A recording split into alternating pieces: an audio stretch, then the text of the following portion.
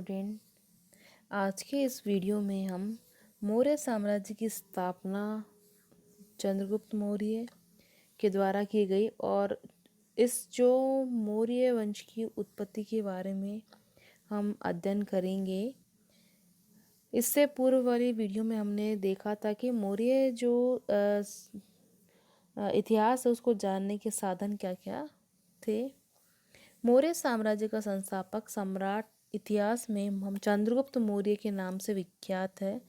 चंद्रगुप्त मौर्य भारत के उन महानतम सम्राटों में से हैं जिन्होंने अपने व्यक्तित्व एवं कृत्यों से इतिहास के पृष्ठों में क्रांतिकारी परिवर्तन उत्पन्न किया है। उसका उदय वस्तुतः इतिहास की एक रोमांचकारी घटना है। देश को मखदूनी दासता से मुक्त करने तथा नंदों के घृणित एवं अत्याचारपूर्ण शासन से जनता को त्राण दिलाने और देश के राजनीतिक एकता के सूत्र में संगठित करने का श्रेय इसी जो ख्यातिमान जो मौर्य सम्राट को प्राप्त है। आज हम इस वीडियो में उत्पत्ति के बारे में अध्ययन करेंगे। भारतीय इतिहास के अनेक महान व्यक्तियों के समान चंद्रगुप्त मौर्य का वंश भी अंधकारपूर्ण है। उसकी उत्पत्ति के विषय में ब्राह्मण, बौद्ध तथा जैन ग्रंथों में परस्पर विरोधी विवरण मिलते हैं। फलस्वरूप उसकी जाति का निर्धारण भारतीय इतिहास की एक जटिल समस्या है। ब्राह्मण ग्रंथ उसे एक स्वर में शूद्र अथवा निम्न कुल से संबंधित करते हैं, जबकि बौद्ध तथा जैन ग्रंथ उसे क्षत्रिय सिद्ध करते हैं। या हम उसकी उत्पत्ति विषयक विभिन्न मतों का आलोचनात्मक समीक्षा करेंगे। ब्राह्मण साहित्य का साक्ष्य। ब्राह्मण साहित्य में सर्वप्रथम पुराणों का उल्लेख किया जा सकता है। पुराण नंदों को शूद्र कहते हैं। विष्णु पुराण में कहा गया कि शेषु नागवंशी शासक महानंदी के पश्चात शूद्र योनि के राजा पृथ्वी पर शासन करेंगे। कुछ विद्वानों ने इस कथन के आधार पर मौर्यों को शूद्र सिद्ध करने का प्रयास किया है। विष्णु पुराण के एक भाष्यकार श्रीधर स्वामी ने चंद्रगुप्त को नंदराज की पत्नी मुरा से उत्पन्न बताया है। उसके अनुसार मुरा की संतान होने के कारण ही वह मौर्य कहा गया। दूसरा प्रमाण विशाखदत्त के मुद्रा राक्षस नामक नाटक से लिया गया है। मुद्रा राक्षस में चंद्रगुप्त को नंदराज का पुत्र माना गया, किंतु इसमें जो विवरण मिलता है उससे स्पष्ट हो जाता है कि चंद्रगुप्त नंदराज का वेद पुत्र नहीं था, क्योंकि नाटक में ही नंदवंश को चंद्रगुप्त का पितृकुल भूत अर्थात पितृकुल बनाया गया पद उल्लिखित है। यदि चंद्रगुप्त नंदराज का वेद पुत्र होता तो उसके लिए पितृकुल का प्रयोग मिलता है। इस प्रकार यदि चंद्रगुप्त नंद राजा का वास्तविक पुत्र होता तो उसके बचे रहने का प्रश्न ही नहीं उठता।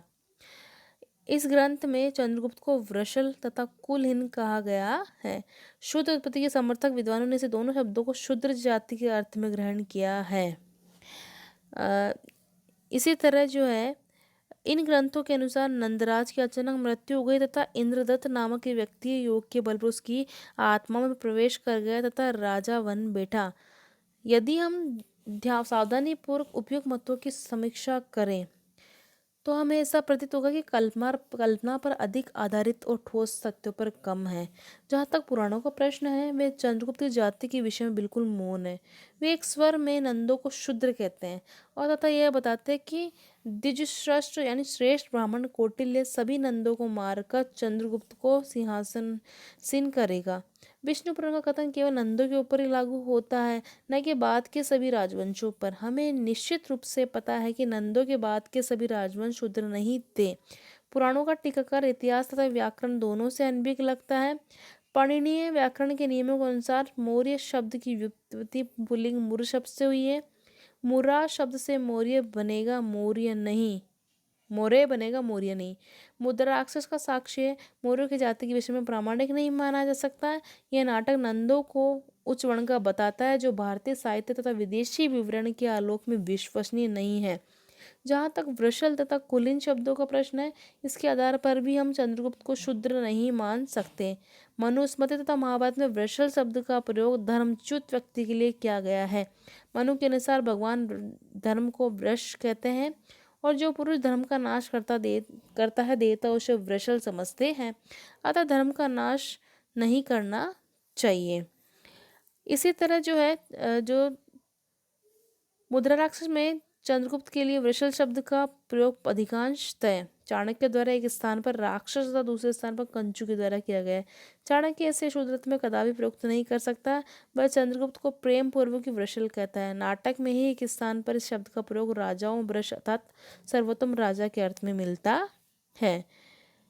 अतः मौर्य इतिहास के पुनर्निर्माण में इसे प्रामाणिक नहीं मान सकते। मुद्रा राक्षस के ठिकाने जो कथा घड़ी है यह पूर्णतः कल्पोचित है।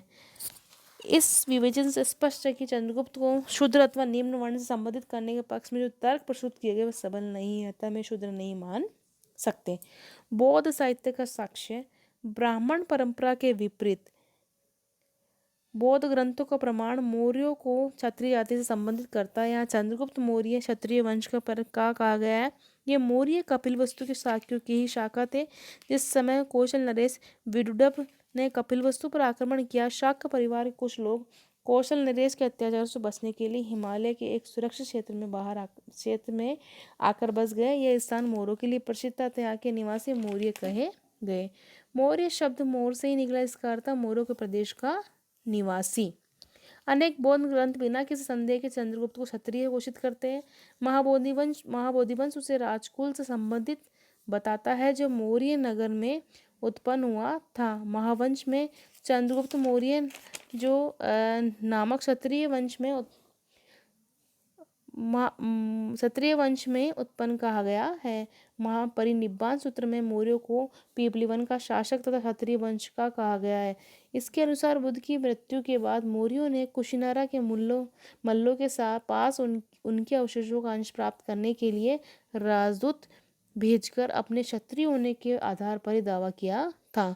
महापरिनिब्बाण सूत्र प्राचीनतम बौद्ध ग्रंथ अतः इसे अपेक्षाकृत अधिक विश्वसनीय माना जा सकता है।